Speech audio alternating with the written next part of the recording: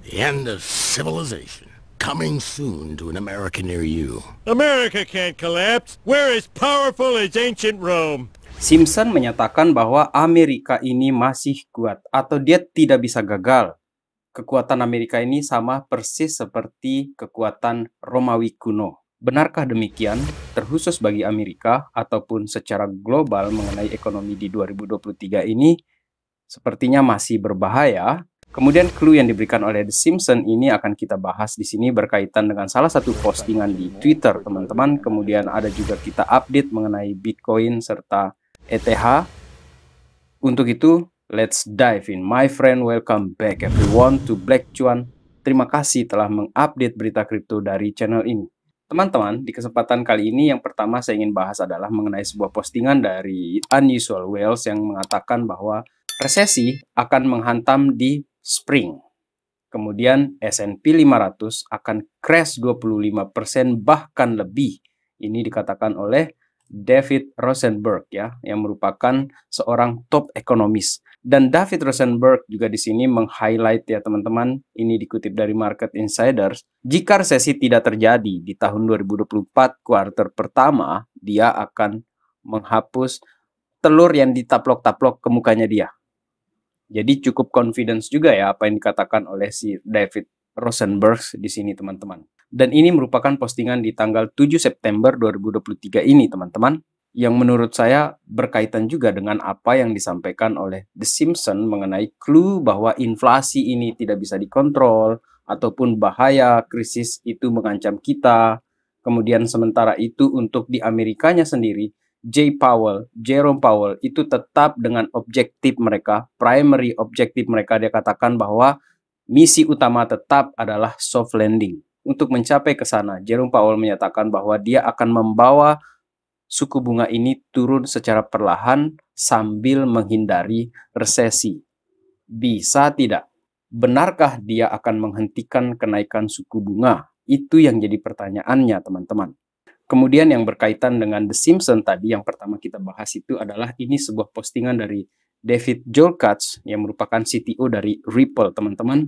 Dia di sini memposting ulang sebuah postingan dari Unusual Whales di mana di sini hadir ya Tim Garner itu berbicara di sini di Property Summit.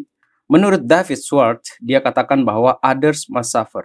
Orang-orang lain itu atau kelas menengah ke bawah itu harus menderita supaya orang-orang kaya ini itu bisa hidup dengan mewah. Dan ini bukan parodi katanya dia. Ayolah kalian menderita dulu, cepat-cepat kalian menderita katanya dia. Dan ini kaitannya dengan The Simpsons tadi yang saya katakan kepada kalian ketika Homer ini didatangi oleh preppers ya. Jadi kata preppers ini mengacu ke orang-orang yang mempersiapkan diri sebelum terjadi bencana. Dan ini adalah peringatan kepada Homer, tetapi Homer bilang Amerika itu kuat. Bahkan dia ini kekuatannya seperti Roma. Kemudian ditampilkan kepada dia sebuah data, kemudian dia perlihatkan mengenai bagaimana ekonomi ini berkembang. Lalu apa yang terjadi selanjutnya adalah membuat Homer ini kaget. Karena kita bisa lihat sekarang ini kenaikan harga, kemudian bahan pangan segala macam naik. Dan bahkan secara simbolik di sini ada ancaman dari death trolls yang memakan otak manusia, digambarkan dari The Simpsons di sini, yang artinya bahaya krisis ataupun inflasi itu masih merupakan sebuah momok ancaman di sini, teman-teman.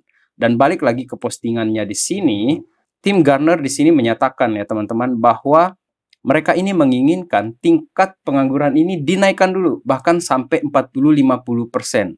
Itu sama saja dengan menghapus sebagian orang dari ekonomi, teman-teman.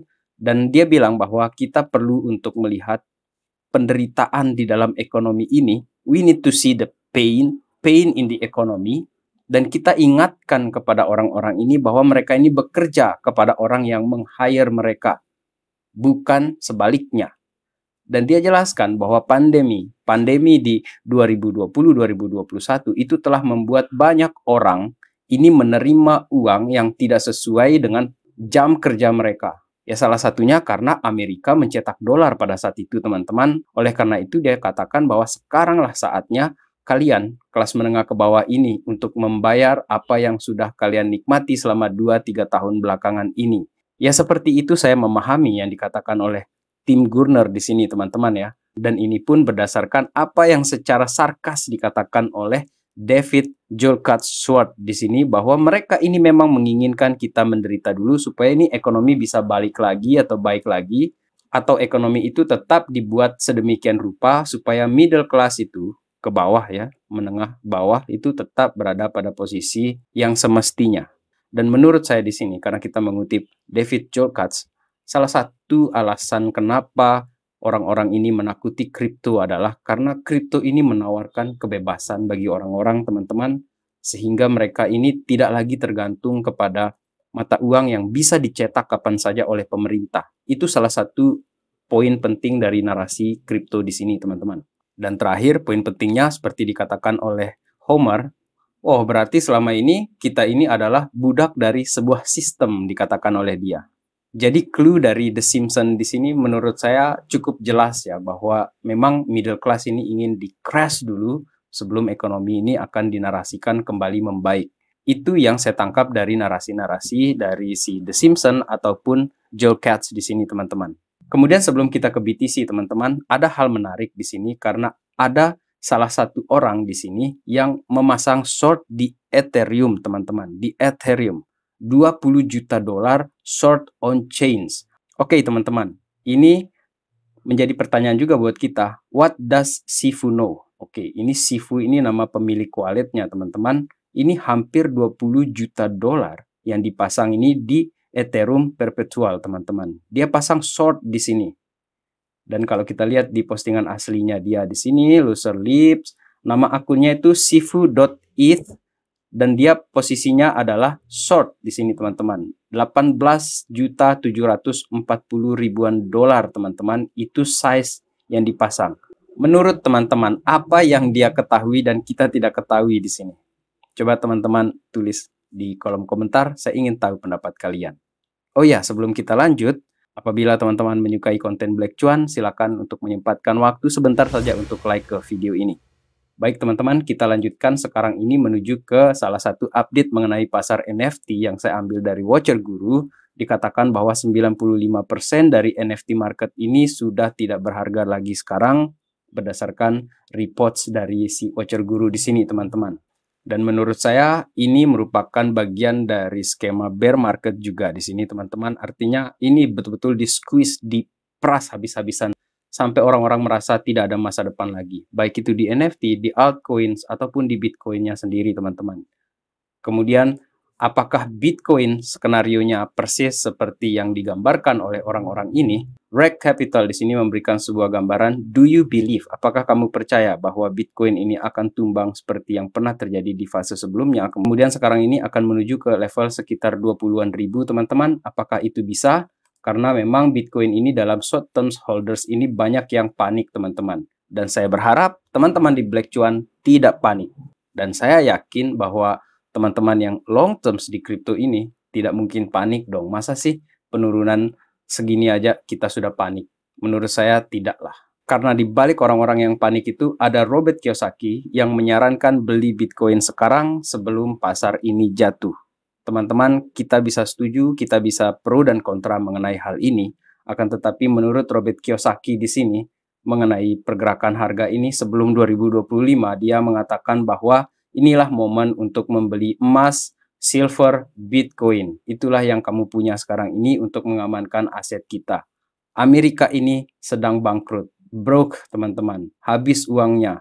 Oleh karena itu dia mengatakan, buy GSBC, Gold, Silver, Bitcoin. Apakah ini sudah merupakan saat yang tepat untuk punya Bitcoin? Atau kita harus menunggu lagi? Seperti yang diramalkan juga oleh The Simpsons, ketika inflasi terjadi, krisis terjadi semakin dalam, maka di situ juga posisi untuk entry buy yang bagus. Teman-teman, tulis jawaban kalian di kolom komentar. Saya ingin tahu pendapat kalian. Baik teman-teman. Untuk yang long term di sini, kita enjoy the ride guys. Sambil kita pertahankan emosi kita maintain terus disiplin, sabar teman-teman. Dan sisanya, let's enjoy the ride guys. Terima kasih telah menonton. Salam Black Cuan. Peace my friend.